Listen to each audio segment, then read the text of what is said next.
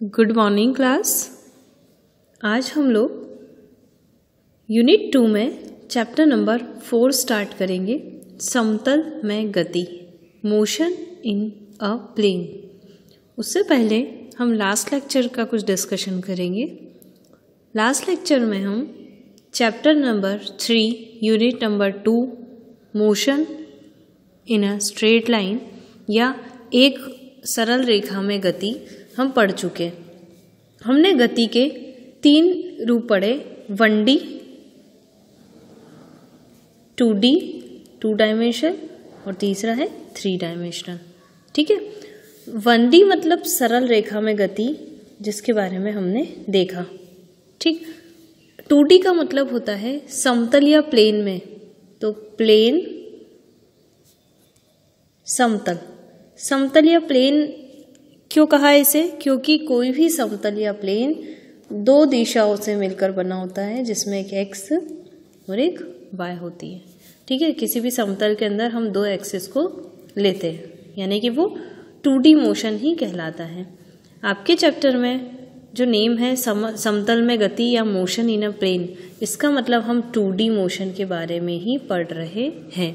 और जो हमने सरल रेखा में गति पढ़ी है, उसका मतलब है हम 1D मोशन के बारे में पढ़ चुके हैं, जिसमें हम स्पीड, वेलोसिटी, एक्सेलरेशन और न्यूटन्स इक्वेशंस ऑफ मोशंस, है ना, न्यूटन की गति की समीकरणें हमने देखी। और ये भी देखा कि कुछ न्यूमेरिकल देखे उस पर बेस्ड। ठीक है, यानी कोई वस्तु जब सीधी रेखा में गति करती है तो उसके विस्थापन को ज्ञात करना, उसके वेग में परिवर्तन, उसका समय अंतराल, ठीक है, प्रारंभिक अंतिम वेग, इसी पर बेस्ड हमने कुछ न्यूमेरिकल देखे। तो ये आपकी 1D मोशन कंप्लीट हो चुकी है। सेकंड जो चैप्टर है, मतलब आपके यूनिट 2 में फर्स्ट चैप्टर था सरल रेखा में गति। अब जो सेकंड चैप्टर है वो है मोशन इन अ प्लेन। ठीक है, यानी कि समतल में गति। कोई वस्तु प्लेन में मोशन करती है, प्लेन सरफेस पर, यानी कि 2 डायमेंशनल मोशन करती है, द्विविमीय गति करती है। समतल का मतलब द्विविमीय, इसका मतलब है द्विविमीय गति, 2 डायमेंशनल मोशन। ठीक है, हम इस चैप्टर का बेसिक देखेंगे। यहाँ पर आपको सबसे पहले 2 क्वांटिटी के बारे में पढ़ना होगा। 2 क्वांटिटी जो अभी तक आप लोगों के लिए अननोन है, आप फर्स्ट टाइम ही इसे पढ़ेंगे।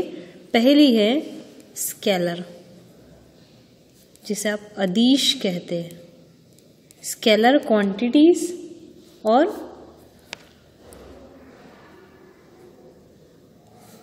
अदिश राशियां। और दूसरी साइड है वेक्टर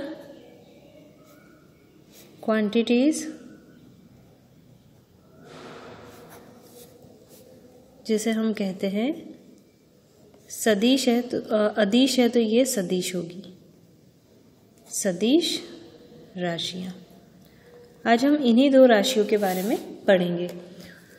अदिश राशियां यानी कि कुछ ऐसी क्वांटिटीज जिन्हें मेज़र करने के लिए, हम फिजिक्स में फिजिकल क्वांटिटी की बात कर रहे हैं, तो यहाँ पर अदिश और सदिश भी फिजिकल क्वांटिटी है। बट इन दोनों में क्या डिफरेंस है? सदिश, अदिश का मतलब होता है कि अदिश में जब आप कोई मेजरमेंट करते हैं तो उसका सिर्फ मैग्नीट्यूड लिया जाता है। मैग्नीट्यूड यानी कि परिमाण, उसमें डायरेक्शन की ज़रूरत नहीं होती। और सदिश में डायरेक्शन और मैग्नीट्यूड दोनों की ज़रूरत होती है। तो अगर हम शॉर्ट में समझें तो स्केलर क्वांटिटी में सिर्फ किसका कैलकुलेशन किया जाता है? मैग्नीट्यूड का। केवल ऐसी राशियाँ जिनका मापन करने के लिए, जिनका मेजरमेंट करने के लिए केवल परिमाण की आवश्यकता होती है, उन्हें हम सदिश राशि कहते हैं। और वेक्टर के लिए those quantities which require both magnitude and direction for measurement is called vector quantities. ठीक है, मतलब ऐसी क्वांटिटी या ऐसी राशियाँ जिनके मापन के लिए या मेजरमेंट के लिए परिमाण तथा डायरेक्शन यानी कि दिशा दोनों की आवश्यकता होती है। तो मैग्नीट्यूड प्लस डायरेक्शन यानी कि परिमाण तथा दिशा दोनों की ज़रूरत होती है, जिसे हम सदिश राशि कहते हैं। अब इसके कुछ एग्जाम्पल देखते हैं, जैसे कि किलोग्राम, मास। अगर हम इसके एग्जाम्पल की बात करें तो मास का मतलब होता है द्रव्यमान। द्रव्यमान आप किसी दिशा में मेज़र नहीं करते, द्रव्यमान को मापने के लिए आपका यूनिट चाहिए किलोग्राम। ठीक है, तो आप कहेंगे 5 किलोग्राम, 10 किलोग्राम। तो यहाँ पर ये जो 5, 10 ये कहलाता है मैग्नीट्यूड। ठीक है, ये जो अभी तक आप अगर नहीं समझ पाए कि परिमाण या मैग्नीट्यूड क्या होता है तो इस एग्जाम्पल से समझिए। यहाँ पर हमने कहा कि किसी वस्तु का जो मेज़रमेंट किया तो उसका द्रव्यमान या मास जो आया वो 5 kg आया। तो यहाँ पर ये जो 5, 10 ये जो नंबर है जिससे उस क्वांटिटी को रिप्रेजेंट किया जा रहा है तो वो कहलाता है उसका मैग्नीट्यूड। और यहाँ पर इसका एग्जाम्पल हम लेंगे फोर्स, बल। देखिए यहाँ पर अगर हम कहेंगे कि हमने इस वस्तु पर फोर्स लगाया तो इसका मतलब है फोर्स कितना लगाया, 5 न्यूटन का लगाया। और एरो बनाना मतलब किस डायरेक्शन में लगाया। तो जहाँ पर आपको परिमाण यानी 5 न्यूटन, 10 न्यूटन ये जो वैल्यू है ये परिमाण या मैग्नीट्यूड कहलाती है। प्लस डायरेक्शन किस दिशा में लगाया तो उसे हम कहेंगे सदिश राशि। यानी कि ये जो फोर्स है ये कैसी क्वांटिटी है, वेक्टर है या स्केलर है, तो ये वेक्टर क्वांटिटी है। द्रव्यमान ये कौन सी क्वांटिटी है, ये कहलाती है स्केलर क्वांटिटी। ठीक है, तो अब हम जितनी भी ऐसी क्वांटिटीज़ है उन्हें हम 2 कैटेगरी में डिवाइड कर सकते हैं।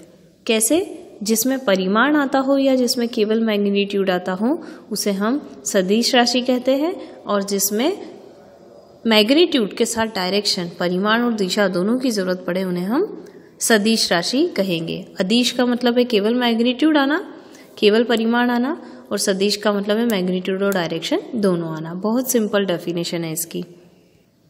इसके और भी एग्जाम्पल हैं, जैसे कि द्रव्यमान हो गया, घनत्व हो गया, डेंसिटी। किसी ऑब्जेक्ट की डेंसिटी में डायरेक्शन को दिखाने की ज़रूरत नहीं होती। उसके अलावा टाइम देख लीजिए, टाइम में कहीं ना कहीं हम ये कहेंगे कि 5 मिनट हो रहे हैं कंप्लीट, या 2:05 हो रहे हैं, बट हम ये नहीं कहेंगे कि 2:05 ईस्ट डायरेक्शन में हो रहे हैं, वहाँ पर डायरेक्शन की ज़रूरत नहीं होती। तो टाइम हो गया, फिर वॉल्यूम हो गया, आयतन। ठीक है, वॉल्यूम, फिर स्पीड यानी कि चाल।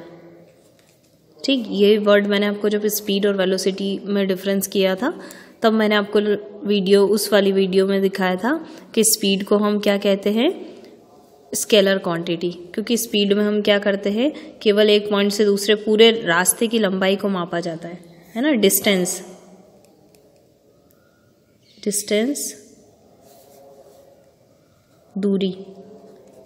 दूरी क्या होती है, पूरे रास्ते की लंबाई। वहाँ पर हमें दिशा की ज़रूरत नहीं होती।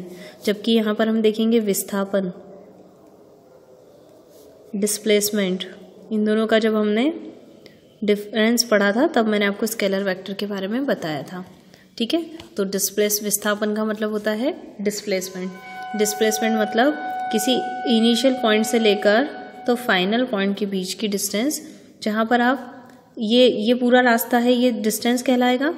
और इनिशियल से फाइनल के बीच की शॉर्टेस्ट डिस्टेंस जो इनिशियल से कहाँ से हो, फाइनल के बीच में, तो वहाँ पर हम उसे एरो से रिप्रेजेंट करते।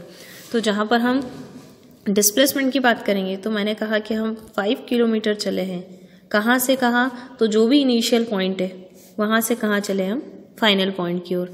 तो इसकी डायरेक्शन और इसकी डायरेक्शन को हम एरो से रिप्रेजेंट करेंगे कि कहाँ से कहाँ की ओर जाना है। तो यहाँ पर मैग्नीट्यूड प्लस डायरेक्शन दोनों की ज़रूरत है। इसका मतलब ये कैसी क्वांटिटी है, वेक्टर। और जो दूरी है, डिस्टेंस है, उसमें सिर्फ आप इनिशियल पॉइंट से कहीं भी जा सकते हैं। आपको सिर्फ पाथ की लेंथ मेजर करना है, किस डायरेक्शन में जा रहे हैं उससे मैटर नहीं करता। इसलिए डिस्टेंस कैसी क्वांटिटी है? अदिश, ठीक है, और विस्थापन कैसी है? सदिश। अब हम हिंदी में भी इसे वेक्टर स्केलर ही कहेंगे। जनरली सदिश अदिश कहा जाता है, बट इस वेक्टर को आप किसी भी वर्ड लेटर जो होगा, मतलब मान लीजिए कि आप फोर्स को रिप्रेजेंट कर रहे हैं तो आपको वेक्टर एफ लगाना पड़ेगा, ऊपर एरो का साइन बनाना पड़ता है, जिसे हम वेक्टर पढ़ते हैं। हम इसके आगे अदिश या हम ये नहीं लिखेंगे कि सदिश बल, हम क्या बोलेंगे? Vector F. इसका मतलब वेक्टर लगाए दैट मीन्स वो सदिश राशि है। इस एरो को हम वेक्टर ही पढ़ते हैं। इसे जिसके भी आगे लगा होता है उससे पहले पढ़ा जाता है। सपोज कीजिए एस लिखा है, एस के ऊपर लगाए तो हम इसे प्रोनाउंसिएट कैसे करेंगे? पहले लिखेंगे वेक्टर, फिर बोलेंगे एस, वेक्टर एस। अब देखिए इस वेक्टर के लिए और भी एग्जाम्पल है, जैसे कि विद्युत क्षेत्र की तीव्रता है ना, electric field lines, magnetic lines, चुंबकीय बल रेखा है, क्योंकि चुंबक में भी आप देखिए उनमें डायरेक्शन की ज़रूरत होती है, ठीक है। तो इस तरीके से जो वेट है, अभी तक हम भार और द्रव्यमान में भी अंतर पढ़ चुके, तो उन दोनों अंतर में भी हमने देखा था कि द्रव्यमान और भार में से द्रव्यमान अदिश है, क्योंकि यहाँ आप सिर्फ आप केजी में मेज़र करते हो, जबकि भार जो है वो न्यूटन में मेज़र होता है, आपका वेट, ठीक है। वेट जो होता है वो न्यूटन में होता है। क्यों? क्योंकि वो ये वेट का मतलब क्या होता है कि अगर कोई पर्सन अर्थ पर खड़ा है तो वो अर्थ के कारण खुद पर कितना ग्रेविटेशन फोर्स फील करता है। तो वेट क्या होता है कि ग्रेविटेशन फोर्स जितना भी इस बॉडी पर लगता है, तो फोर्स है इसका मतलब उसकी डायरेक्शन है, फोर्स बना है मतलब उसकी डायरेक्शन है, और डायरेक्शन हमेशा डाउनवर्ड रहेगी, मतलब कहीं ना कहीं ये कौन सी क्वांटिटी है? वेक्टर। क्योंकि यहाँ पर वेट कितना लग रहा है तो वो भी न्यूटन में कैलकुलेट होगा, जैसे 5 या 10 न्यूटन लग रहा है तो 10 तो उसका मैग्नीट्यूड हो गया, प्लस डाउनवर्ड डायरेक्शन में, यानी कि वो वेक्टर क्वांटिटी है जहाँ पर मैग्नीट्यूड और डायरेक्शन दोनों का यूज़ हुआ है। तो कहीं ना कहीं हमने द्रव्यमान और भार का डिफरेंस भी पढ़ लिया है, मास और वेट का। इनमें से ये, इसमें केवल मैग्नीट्यूड चाहिए, इसमें मैग्नीट्यूड डायरेक्शन दोनों चाहिए। उसके अलावा हम डिस्टेंस और डिस्प्लेसमेंट, यानी कि दूरी और विस्थापन, जो भी मैंने आपको एक्सप्लेन किया, ये भी पढ़ चुके हैं। इसके अलावा दूरी विस्थापन के अलावा हमने स्पीड यानी कि चाल और वेलोसिटी यानी कि वेग, इसके बारे में पढ़ा है। दूरी में परिवर्तन समय के साथ क्या कहलाता है? चाल, और विस्थापन में परिवर्तन समय के साथ क्या कहलाता है? वेग। तो जब दूरी ही अदिश है तो दूरी में परिवर्तन यानी कि चाल भी अदिश राशि होगा। उसी तरह विस्थापन यानी डिस्प्लेसमेंट ही अगर सदिश है तो विस्थापन में जो चेंज आएगा, rate of change of displacement is called velocity, क्योंकि वेलोसिटी भी क्या होगा? वेक्टर होगा, क्योंकि यहाँ पर डिस्प्लेसमेंट भी क्या है? वेक्टर है। और हमें पता है कि वेलोसिटी में चेंज आना क्या कहलाता है? एक्सेलरेशन, ठीक है।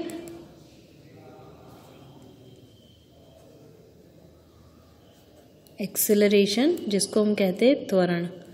त्वरण जो होगा, ये त्वरण क्या कहलाता है? Change in velocity.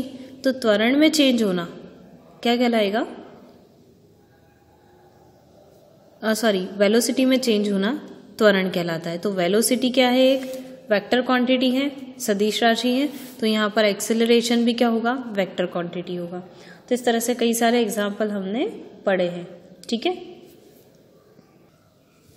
अब हम कुछ रूल पढ़ेंगे कि अगर हमें सदिश राशि जो है इनका प्लस माइनस करना है, मतलब अगर इनका प्लस करना है, इनका माइनस करना है, इनका इनटू करना है, इनका डिवाइड करना है, जो भी करना है, ये सिंपल जो है मैथ्स की जो मेथड होता है जिसमें सिंपल मैथ्स लगता है, एल्जेब्रिक बोलते हैं ना, बीज गणित, वही यूज़ किया जाता है। मतलब जैसे बीज गणित में आप करते हैं ना, 2 + 3 कितना होता है?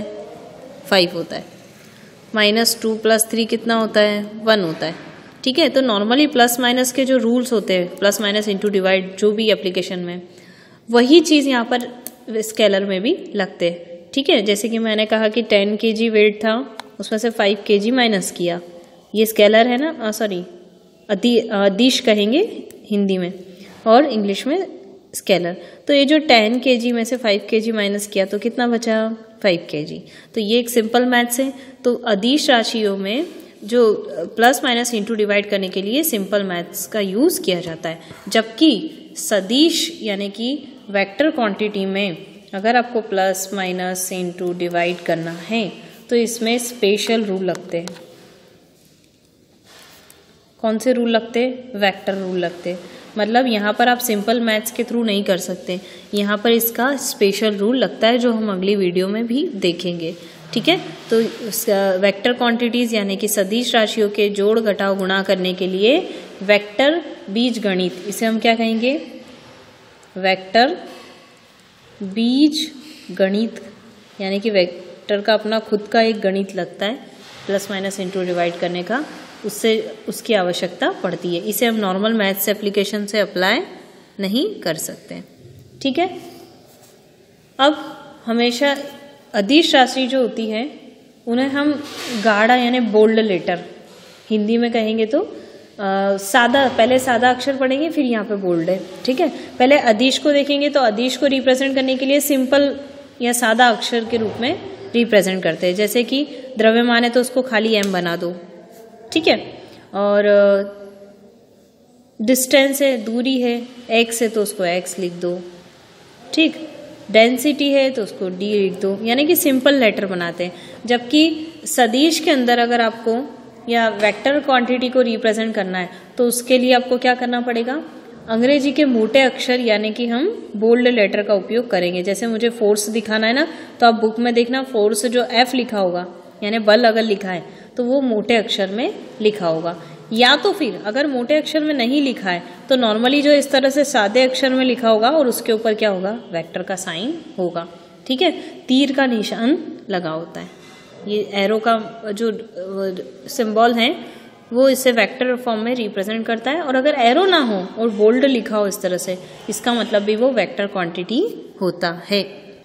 नेक्स्ट रूल है कि अगर आप किसी भी दो वेक्टर क्वांटिटी को जोड़ेंगे आपस में, ठीक है, जैसे कि मैंने अभी आपको जोड़कर या घटाकर बताया, तो आपको आंसर में जो मिलेगा वो अदिश या सदिश, सॉरी,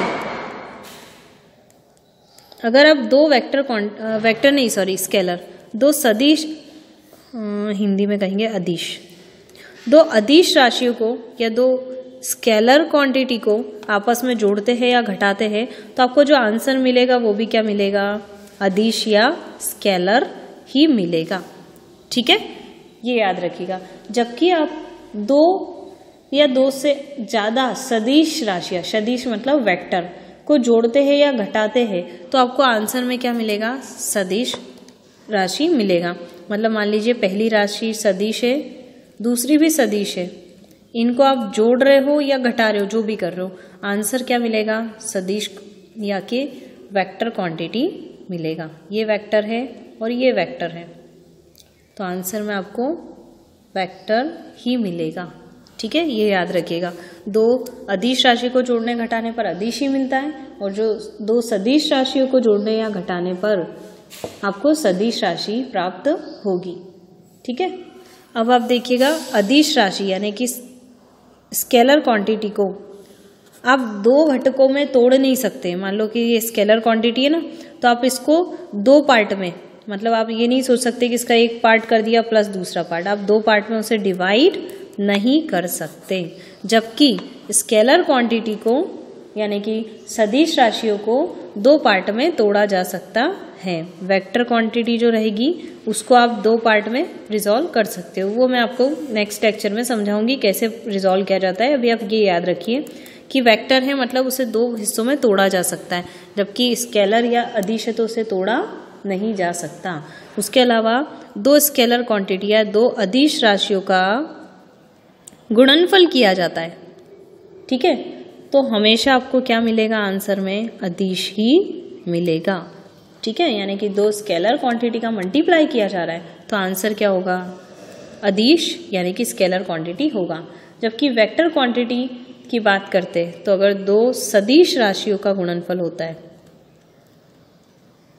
तो आंसर जो होता है वो आंसर अदिश भी हो सकता है या फिर सदिश भी हो सकता है, दोनों ही हो सकते हैं।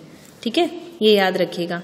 दो स्केलर क्वांटिटी का मल्टीप्लाई करने पर हमेशा आपको स्केलर मिलेगा, लेकिन दो वेक्टर क्वांटिटी का मल्टीप्लाई करने पर आपको स्केलर भी मिल सकता है और वेक्टर भी मिल सकता है।